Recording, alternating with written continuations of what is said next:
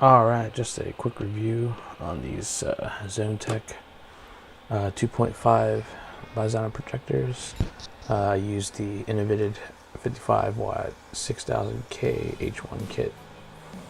Retrofit took about 3 hours or so. Everything fit pretty good.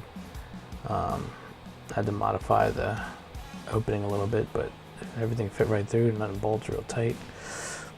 And pretty happy with the results. It's very easy, straightforward, and it's pretty awesome. So now it's a test to just see how long they hold up. But yeah, very happy with it. So here you go.